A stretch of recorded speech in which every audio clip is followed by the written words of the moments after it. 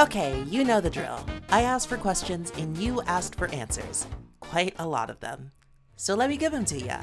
It's time for the Pigeon Place Q&A! Let's spin that wheel. You know what? Fair question. Hi, you can call me Pigeon. 21, she, they. I'm an animator. I recently got a degree for it, actually. It's kind of a big deal. But I'm new to this whole YouTube thing. For the past few months, I've been sharing information about a short film I directed called AuTUMNTROSS. It's currently in its film festival run, but for now, if you're interested, you can check out the trailer and several character introduction videos for it right here on my channel.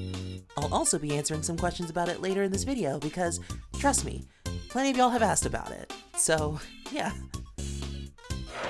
And you know what? While we're on the subject, let me answer some more questions about me. Purple. Outside of digital art, which I do a lot, I like to play guitar and piano a bit and write songs. Recently, I've also taken up stargazing. It's hard to choose one favorite, so here's a few.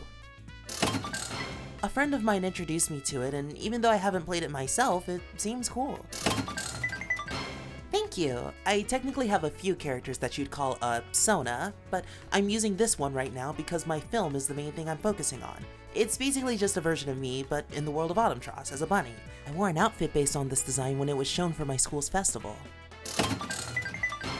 I've been drawing for as long as I can remember. Okay, I know that's the common phrase, right? And I think there's something to be said about how kids have a propensity for wanting to capture their unique experiences and perspective into a tangible form with art, but I digress. I started taking the hobby a bit more rigorously when I got to university.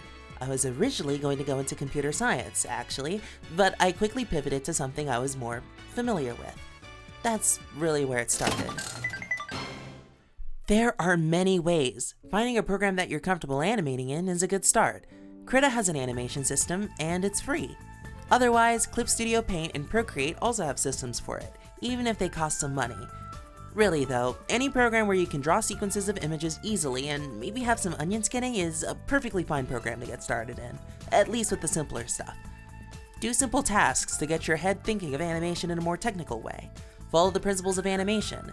Look up tutorials for that and see if you can incorporate those things into your work. It can be a long road, but trust me, it's worth it. It's so fun to see your own creations move right in front of your eyes. Like, whoa, you just created life without all the pain and suffering and, well, wait, let me not say that. I appreciate that you think I'm a good animator. I think the best things to know in terms of the craft are its principles.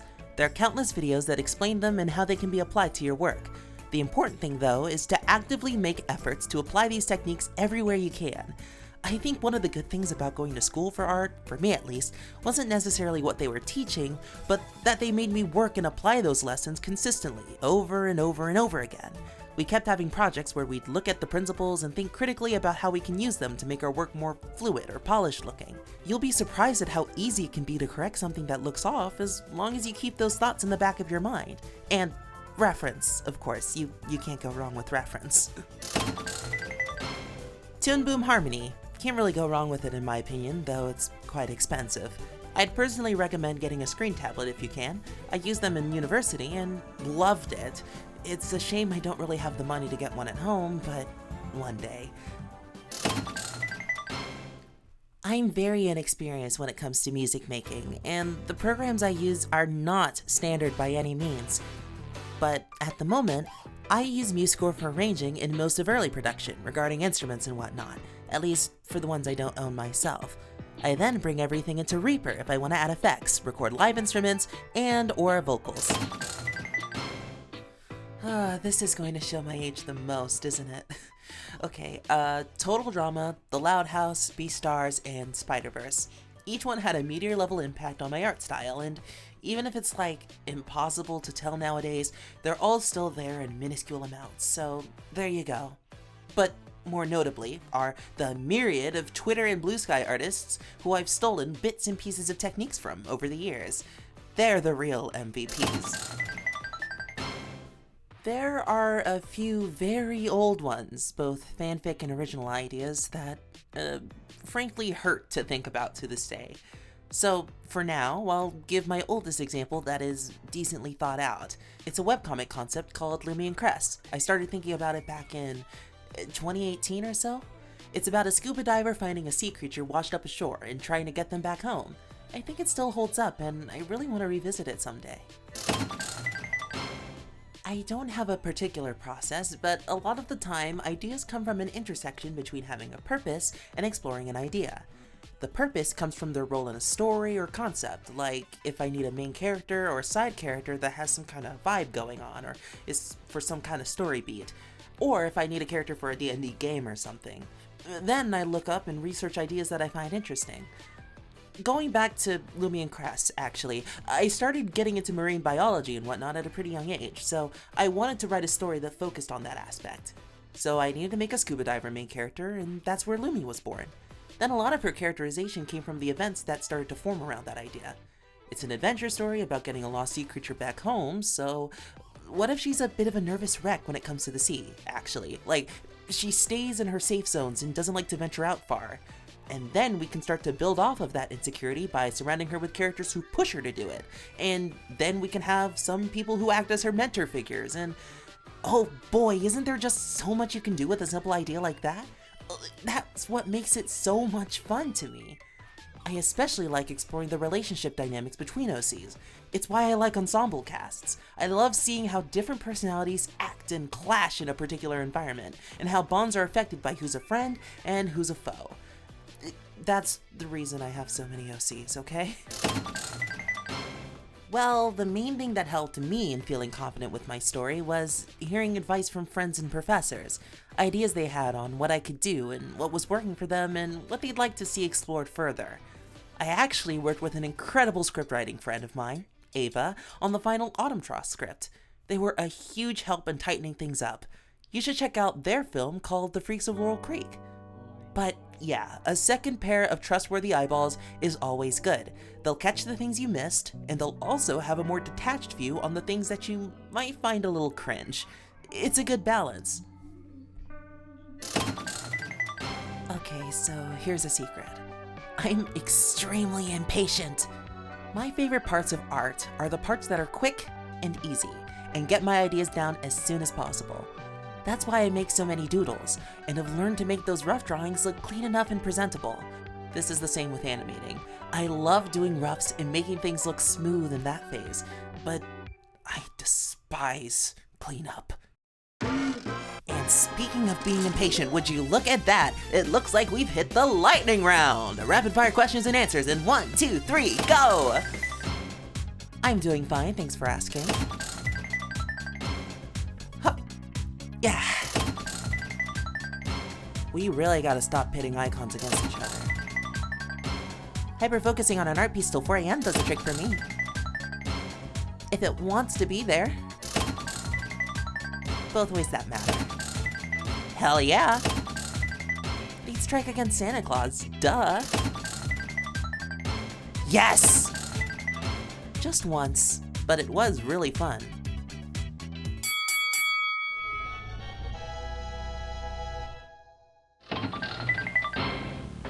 Wow, what a thoughtful question at Totally Real Person 2003. Yes, you absolutely can. I have a Patreon linked right down there in the description. In it, you can see sneak peeks and art of upcoming videos for $2 a month. And you can also see behind the scenes content from AuTUMNTROSS' production for $5 a month. And if you'd rather just leave a one-time tip, that's great too. Please, feel free to leave a Ko-fi. Okay, don't leave me just yet. It's time for what you've all been waiting for. Answering questions about AuTUMNTROSS itself.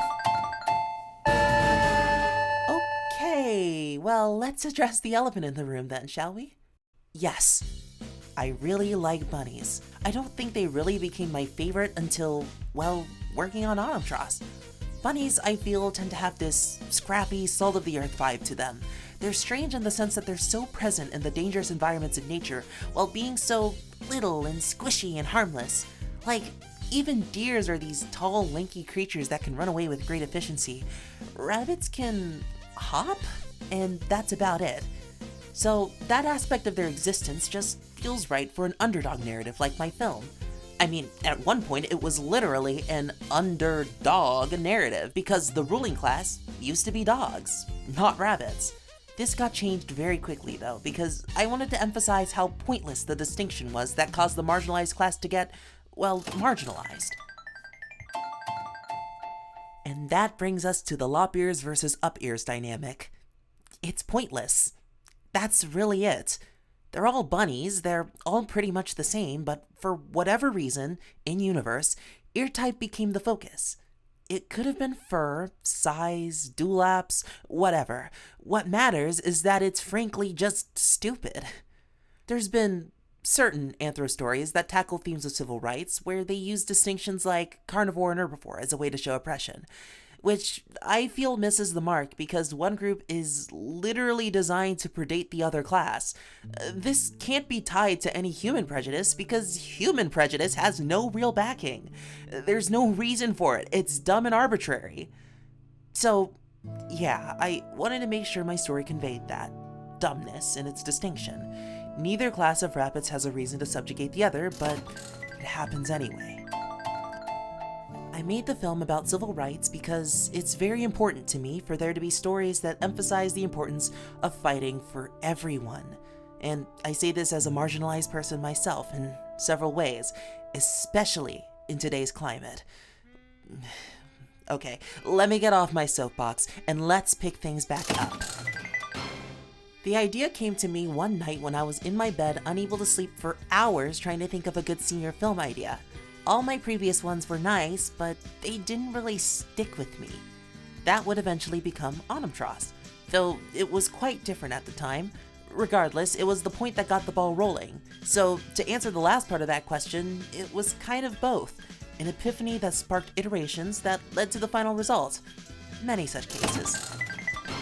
Well, like I said, the plot changed a lot from the first idea to the last. So much so that there used to be a whole different story with a different cast of characters. Here's a design sheet for some of the earliest designs. Ivory was mostly based off of Joan Baez and Angela Davis, especially Angela Davis. Cody was based somewhat off of Harry Belafonte and Gladys Bentley, and Harley takes some influence from Dusty Springfield. AuTUMNTROSS was casted via casting call. A friend of mine helped by putting up a listing on Casting Call Club, and we got hundreds of submissions, so it was really hard to narrow it down. But I think we did a pretty good job in the end. So, AuTUMNTROSS is actually kind of a musical. There are several songs that characters sing throughout, and it's all original music, because licensing would have been a pain. The American folk music revival of the 60s and 70s was the main thing that inspired the film's numbers. A lot of the tunes from that era were used as rallying songs for the civil rights movement, and many were based off of older hymns and slave songs. Easy to remember and get stuck in your head, all the while holding a powerful message within their lyrics and use. I actually had a playlist of period-accurate songs from the era that I'd listened to a lot while animating, including the likes of Bob Dylan, Norma Tanega, Joan Baez, Odetta, Mama Thornton, and Rosetta Tharpe. Pre-production technically stretches back to mid-2023, but if we're going by when the final script was settled on and pre-production seriously began, then June 2024 to May 2025, which is about 11 months. It was a long project for me, and there were plenty of times where I got really stressed about whether it'd get finished or not. What brings me down to earth were my fellow peers, my friends, and everyone who helped with the film. Having multiple hands involved and multiple minds devoted to its success was what kept me on track. I really couldn't have done it otherwise, especially when we became victims of the dreaded crunch. That's where you have to haul your butt in order to finish your project by a deadline. Me and several other animators would be in the computer labs for literally days without end. I mean, the last weekend was basically a 24-hour workday affair. We'd go to the labs, work, sleep in the car for about an hour or at our desk, and only leave to go get food and come back. It was miserable. Don't do it. Please. Please don't do it. I mean, I'm glad we got the film done in time for the showings, but really, don't do it. I promise it is not a guarantee, and you should do everything in your power to avoid it. AuTUMNTROSS takes place in a quote-unquote past setting. As in, it isn't directly analogous to our past, but it's not modern. It's a world modeled after the United States in the early 70s, so technology and general social attitudes are very similar, but not one-to-one. Yep, they're the first thing you see, actually. Disclaimer, do not give any of these to your local rabbits. They will not enjoy these treats. Anyway, Ivory loves a good sundae, especially with peanut butter. Cody likes their porridge with lots of honey and sugar, and Harley enjoys celery sticks stuffed with cream cheese. Oh, well, that's easy. Ivory is a strawberry swirl, Cody is a fudge brownie, and Harley is cookies and cream. Definitely Harley. Considering the time period this is modeled off of, AuTUMNTROSS folks in their story iteration probably wouldn't know any video games outside of, Pong. In a modern context though, Harley would likely enjoy cozy life simulation games like Animal Crossing. Cody would enjoy anything horror related, and Ivory would love rhythm games, but she'd only know the cheap mobile ones like Piano Tiles. Sorry gamers, I had to nerf her somehow. And the answer to that is yes. Well, that was a very good set of questions. Very good, all around. There's only a few more questions to go, so let's round things out with answers about the future. Woo! I don't know why I did that. You'll be able to watch it right here on youtube.com/PIDGINPLACE. It'll take some time to get through the festival circuit, so if you want to catch it firsthand, you should subscribe. At the moment, I don't have any plans to extend AuTUMNTROSS into a series or anything. The most I've thought about is a sort of sequel film, and even that is a bit of a long shot, I'll be honest. Who knows? Maybe things can change. But for now, I'd expect the film will suffice, and maybe some little doodles on the side. I learned a lot from working on AuTUMNTROSS. Mostly that managing anything longer than 5 minutes takes a long time, and I'm not sure if I want to do that again. At least for a little bit, you know? As one of the thousands of artists with ADHD, I feel like my path is to experiment in as many things as possible and become a jack of all trades.